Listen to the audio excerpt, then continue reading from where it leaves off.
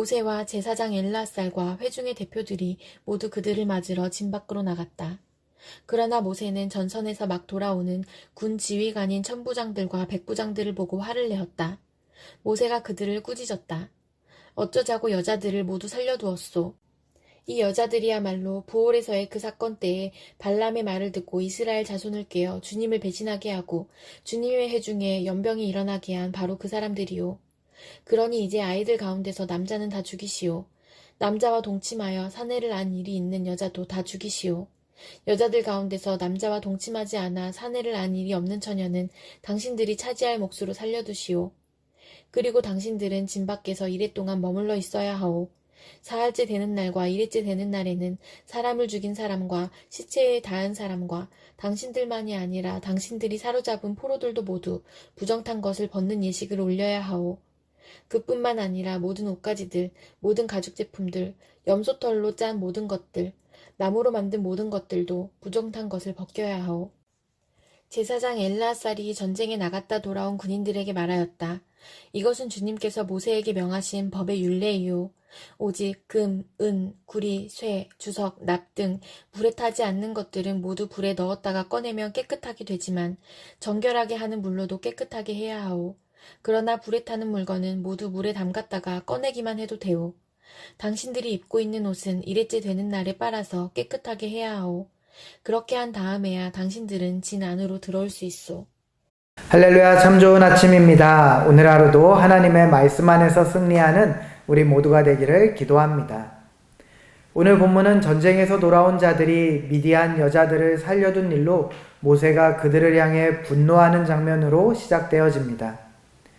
노동력이 재산인 고대 사회에서 전쟁은 잡아온 포로들로 노동력을 확충하는 주요한 수단이었습니다. 그렇기 때문에 고대 전쟁 가운데에서 전쟁 후 포로들을 살려 사로잡아 노예로 부리는 것은 흔한 일이었습니다. 마찬가지로 오늘 본문의 앞부분인 9절을 보면 이들은 나름 생각을 해서 반란의 여지가 있는 남자들, 특히 지도층들은 다 죽이고 그들이 노예로 부릴 수 있는 여인들과 아이들을 사로잡아 온 것입니다. 그런데 모세는 이러한 결정에 대하여 분노를 하고 있는 것입니다. 그렇다면 모세는 왜 그들을 죽이지 않았다고 분노하고 있는 것일까요? 우리가 이 분노를 이해하려면 우리는 이스라엘 백성들이 심판을 받아 병으로 죽음을 맞았던 민수기 25장의 사건을 다시 살펴볼 필요가 있습니다. 당시 이스라엘은 모압의 여인들과 음행하며 그들이 자기 신들에게 바치는 제사에 초대를 받아 거기서 함께 음식을 먹고 그 신들에게 머리를 숙였습니다. 민수기 25장 3절은 이때의 일을 이렇게 기록합니다. 그래서 이스라엘은 바알불과 결합하였다. 주님께서는 이스라엘에게 크게 진노하셨다. 모세가 뒤늦게 음행하는 자들을 벌하기는 했지만 이미 전염병으로 24,000명이나 되는 사람들이 죽음을 맞이한 뒤였습니다. 이 사건 후에 주님께서는 모세에게 다음과 같이 말씀하셨습니다. 민수기 25장 16절에서 18절까지 말씀입니다. 주님께서 모세에게 다음과 같이 말씀하셨다. 너희는 미디안 사람을 원수로 여겨 그들을 쳐 죽여라. 그들은 부올에서 생겼던 일과 미디안의 한 우두머리의 딸 곧 부올에서 생긴 일로 연병이 돌던 때에 처형당한 그들의 누이 고스비의 일로 너희를 속였고 그렇게 너희를 속였을 때에 이미 너희에게 고통을 주었기 때문이다. 이스라엘은 하나님의 백성들을 죄 가운데 물들여 고통을 받게 한 미디안을 하나님의 명령대로 공격해서 승리를 얻었고 그 결과가 바로 오늘의 본문인 것입니다. 이스라엘은 주님께서 명령하신 대로 원수를 갚았습니다. 앞서 나눈 것과 같이 그곳의 남자들은 모두 죽인 것입니다. 그런데 뭐가 조금 이상하지 않습니까? 하나님의 명령은 미디안 사람을 원수로 여겨 그들을 쳐 죽여라 였습니다. 그런데 이스라엘이 행한 것을 보면 그들은 성인 남자만 죽였습니다. 이것이 무엇이 문제일까요? 연약한 여인들과 아이들을 무자비하게 죽이지 않고 살려온 것을 문제라고 말할 수 있을까요? 아니면 그들이 선택해서 뽑은 그 노예의 구성이 잘못된 것일까요? 그것이 아닙니다. 본문 18절에 사로잡은 사람들 중 어린 남자들과 남자와 동침한 적이 있던 여자들을 제외한 나머지 여인들은 살려서 포로로 잡아 소유 삼으라고 말씀하신 것을 보면 이들의 기준이나 어떤 선택에 대한 부분이 잘못된 것이 아님을 우리는 알 수 있습니다. 사실 모세가 분노한 진짜 이유는 이들이 연약한 자들에게 자비를 베풀었거나 포로로 사로잡은 이들을 잘못 선별해 왔기 때문이 아닙니다. 그것은 이스라엘 백성들에게 있어서 지금 이 선택이 가장 먼저 돼야 하는 것을 그들이 자신들의 생각을 앞세워 우선순위를 바꿔버린 선택이기 때문입니다. 여러분, 이스라엘 백성들에게 있어서 가장 중요한 사실이자 그들을 진짜 이스라엘 백성으로 만드는 그 단 한 가지 사실이 무엇입니까? 그것은 바로 그들이 하나님 백성이라는 것입니다. 하나님 백성된 이스라엘은 그들의 생각과 판단, 사람들의 의견에 따라가기에 앞서 그들의 생각보다 더 크고 선한 뜻을 가지고 계신 하나님께 온전히 순종해야만 합니다.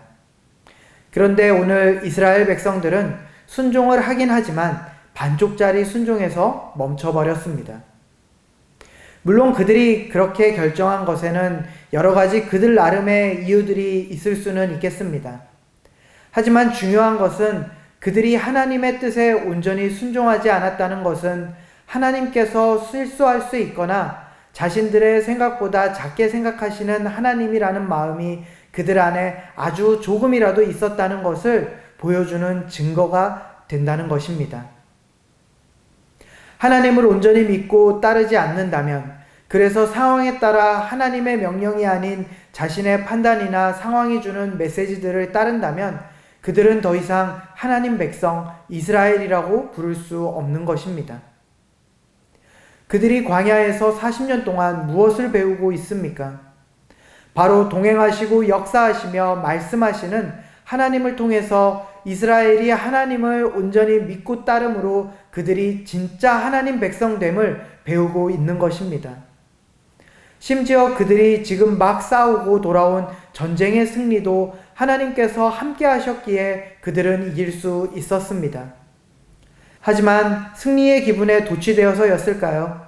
오늘 본문 가운데 이스라엘은 또 그 중요한 사실을 잊어버렸고, 그렇기에 오늘 그들의 리더인 모세는 전쟁을 마치고 무사히 돌아온 그들을 향해서 격려가 아닌 화를 내고 있는 것입니다. 여러분, 하나님 앞에서는 99%이건 1%이건 100%가 아니면 믿음이 아닌 것입니다.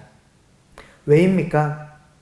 이런 경우에는 믿을만하고 저런 경우에는 믿을만하지 않다면 그것은 하나님이 아니기 때문입니다.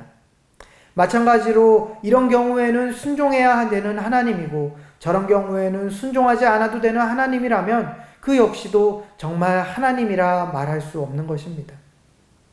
오늘 이스라엘 백성들이 저지른 잘못을 통해서 우리도 우리를 돌아보기를 원합니다. 우리에게 하나님은 진짜 하나님이십니까?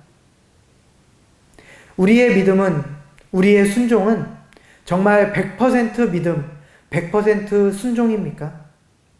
아니면 99%의 믿음, 99%의 순종입니까?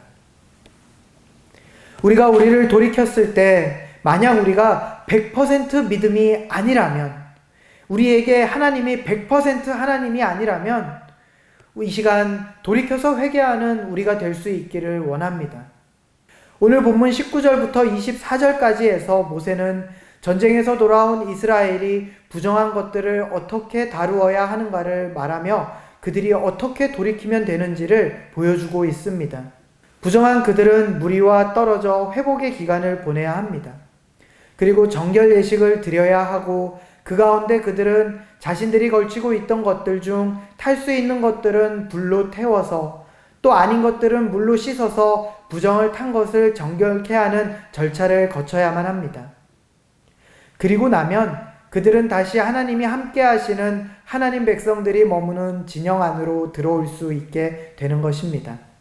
사랑하는 사랑 믿는 교회 가족 여러분, 마찬가지로 우리가 우리를 돌아볼 때 우리 안에 하나님 백성에게 합당하지 않은 죄의 생각, 죄의 모습들이 있음을 알게 된다면 우리도 이 시간 이스라엘 백성들이 행했던 것과 같이 동일하게 다시 한번 죄를 씻고 하나님에게 돌아가야만 하는 것입니다.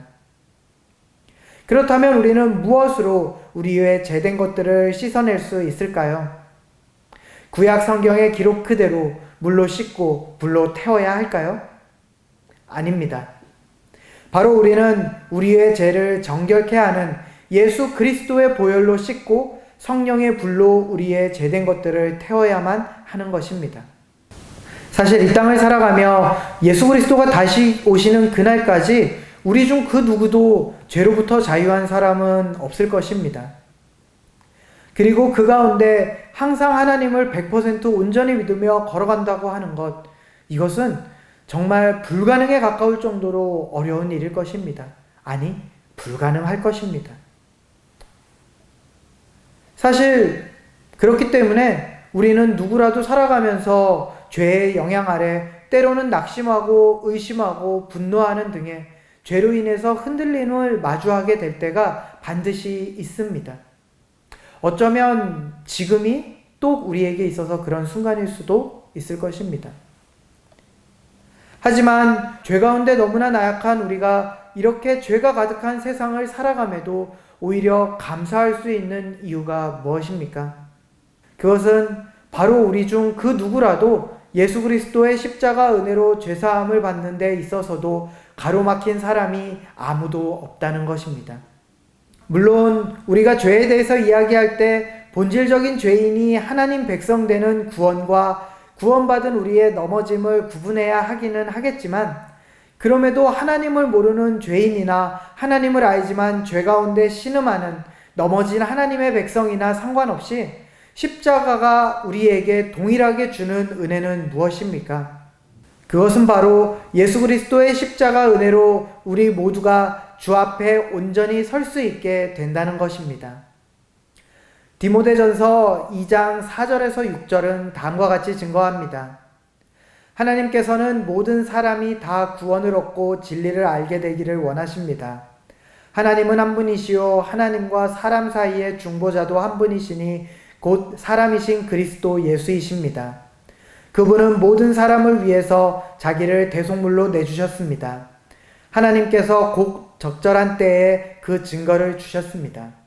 예전에 세안 제품들 중에 자신들의 제품을 사용하면 깨끗한 얼굴로 맑고 자신있게 사람들 앞에 설 수 있다라는 의미로 깨끗하게 맑게 자신있게 라는 문구를 사용해서 인기를 끌었던 제품이 있습니다. 저는 오늘 말씀을 묵상하면서 이 광고의 문구가 생각이 났습니다. 우리가 살다 보면 때때로 죄의 흔적들이 묻기도 하고 그 죄로 인해 영향을 받아 하나님 앞에 서기가 부끄럽게 될 때가 있습니다. 하지만 예수 그리스도의 십자가 은혜를 붙잡고 죄를 돌이켜 성령을 의지함으로 죄를 이겨낸다면 주님은 우리를 깨끗하고 맑고 자신 있게 주님 앞에서 다시 볼 수 있도록 이끌어 가시는 것입니다. 잊지 마시기 바랍니다. 우리를 백성 삼으신 주님은 우리를 능히 죄에서 건지시기도 하고 죄 가운데 돌이키게 하기도 하시며 죄로부터 우리를 지키시기도 하는 하나님이십니다. 우리는 이 십자가를 힘입어 100% 믿음으로 주님 앞에 나아갈 수 있게 되는 것입니다. 바라기는 오늘 말씀 앞에 나온 우리 모두가 죄인이던 우리를 하나님 자녀 삼으신 예수 그리스도의 십자가를 100% 믿음으로 붙잡고 주님이 우리에게 주시는 승리를 마음껏 만끽하는 그러한 기쁨이 넘치는 오늘을 살아갈 수 있기를 이 시간 간절히 기도합니다.